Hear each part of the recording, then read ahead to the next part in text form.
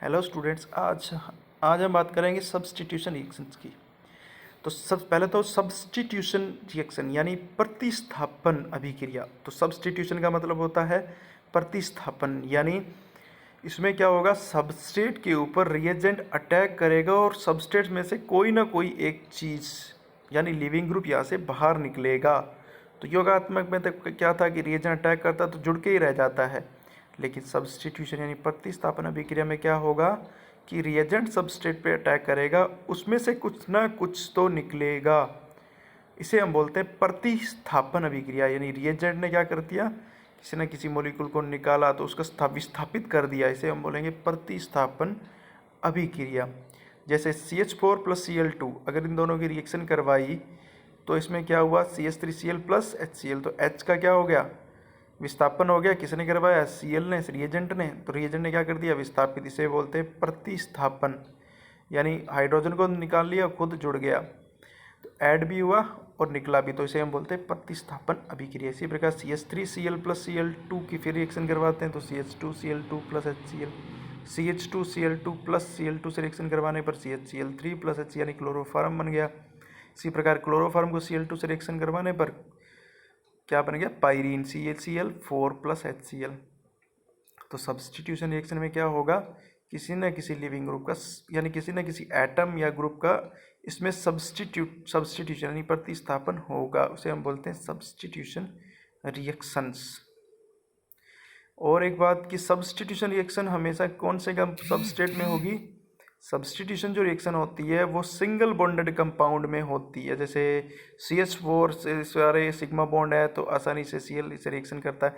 अगर double bond triple bond तो addition reaction हो जाएगी, तब तो दिक्कत ही नहीं है। तो सब्स्टिट्यूशन रिएक्शन किस में होती है, सब्स्टिट्यूशन रिएक्शन जो होती है वो सिंगल बॉन्डेड कंपाउंड में होती है। अब ये जो रिएक्शन हुई थी कि मेथेन का Cl से रिएक्शन करवाते हैं और बनने वाला प्रोडक्ट क्लोरोमेथेन होता है, तो ये किसकी प्रेजेंस में रिएक्शन स्टार्ट होती है, ये ध्यान रखना, ये रिएक्शन होती है फ्री रेडिकल सब्स्टिट्यूशन रिएक्शन। यानी इसमें फ्री रेडिकल बनता है और किसकी वजह से बनता है, अल्ट्रावायलेट लाइट की, यानी लाइट जो होती है, सूर्य का प्रकाश होता है, उसमें ये रिएक्शन होती है और क्लोरोमेथेन प्रोडक्ट बनता है। ये रिएक्शन तब तक चलती रहती है जब तक कि कार्बन के ऊपर सारे हाइड्रोजन क्लोरीन से रिप्लेस नहीं हो जाती। तो फाइनल जो प्रोडक्ट इसमें बनता है वो बनता है CCl4।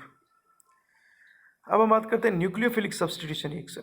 न्यूक्लियोफिलिक सब्स्टिट्यूशन रिएक्शन में क्या होगा कि सबस्ट्रेट पर न्यूक्लियोफाइल का अटैक होगा पहले स्टेप में, यानी न्यूक्लियोफाइल सबसे पहले अटैक करेगा और किसी एक ग्रुप का विस्थापन करेगा, तो इसे हम बोलते हैं न्यूक्लियोफिलिक सब्स्टिट्यूशन रिएक्शन। ठीक है, न्यूक्लियोफाइल हमारे हो सकते हैं Cl- हो सकता है, हाइड्रोक्साइड आयन माइनस हो सकता है, एंड ETC। न्यूक्लियोफाइल आपको बता ही दिया कि कौन से न्यूक्लियोफाइल होते हैं, वे सारे कंपाउंड जिनके ऊपर नेगेटिव चार्ज होता है, लोन पेयर होता है, सारे क्या क्या होते हैं, न्यूक्लियोफाइल होते हैं। जिनका ऑक्टेट क्या हो, कंप्लीट हो, इलेक्ट्रॉन डेंसिटी क्या हो, मैक्सिमम हो, वो न्यूक्लियोफाइल का काम करेंगे।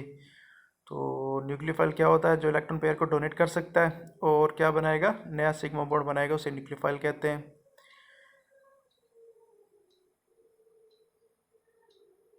और न्यूक्लियोफिलिक सब्स्टिट्यूशन में क्या होगा, न्यूक्लियोफाइल जैसे अटैक करेगा तो एक लिविंग ग्रुप निकलेगा, यानी लिविंग ग्रुप मीन्स एक स्टेबल मॉलिक्यूल होना चाहिए, स्टेबल आयन होना चाहिए, एग्जिस्ट होना चाहिए, वही निकलता है।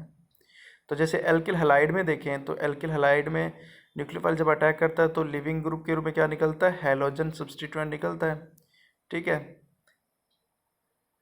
इसी प्रकार क्योंकि हैलाइड क्या एक स्टेबल एटम या आयंस होता है, हैलाइड एक स्टेबल आयंस होता है, तो एक गुड लिविंग ग्रुप है। तो सब्स्टिट्यूशन रिएक्शन एल्किल हैलाइड में अगर देखें तो दो प्रकार की एल्किलाइड दो प्रकार की सब्स्टिट्यूशन रिएक्शन दे सकता है, एक SN1 SN2। ठीक है, अब SN1 कहाँ होगी, SN2 कहाँ होगी, ये डिपेंड करता है कि सबस्ट्रेट किस टाइप का होता है।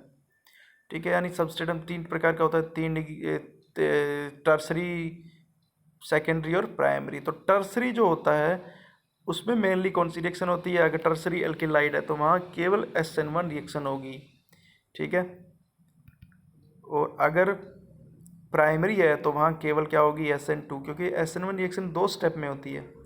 पहले स्टेप में इसमें एक इंटरमीडिएट बनता है, अगर इंटरमीडिएट स्टेबल बना तो ही रिएक्शन एग्जिस्ट होती है, अगर इंटरमीडिएट बहुत ज़्यादा अनस्टेबल है तो रिएक्शन एग्जिस्ट ही नहीं करती, क्योंकि SN1 में बनने वाला, SN1 में जो टर्सरी जो इंटरमीडिएट बनता है, टर्सरी इंटरमीडिएट यानी मीन्स कार्बोकेटाइन बनता है, कार्बोकेटाइन इंटरमीडिएट जो बनने वाला है वो स्टेबल होता है, तो इसलिए ये एग्जिस्ट करता है। और टर्सरी में कौन सा रिएक्शन होगा, SN1, और प्राइमरी में SN2, और सेकेंडरी जो अगर सबस्ट्रेट है एल्किलाइड है तो वहाँ SN2 और SN1 भी हो, दोनों में कोई भी रिएक्शन हो सकती है, डिपेंड करती है कि सबस्ट्रेट किस टाइप का है।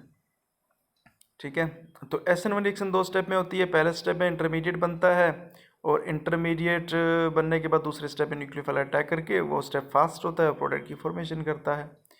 ठीक है, और SN2 रिएक्शन, इसमें क्या है, एक ही स्टेप में रिएक्शन होती है, और इसमें बॉन्ड फॉर्मेशन बॉन्ड ब्रेकिंग भी एक ही स्टेप में होती है। इसमें एक ट्रांजिशन स्टेट बनती है जो 5 कोऑर्डिनेटेड sp2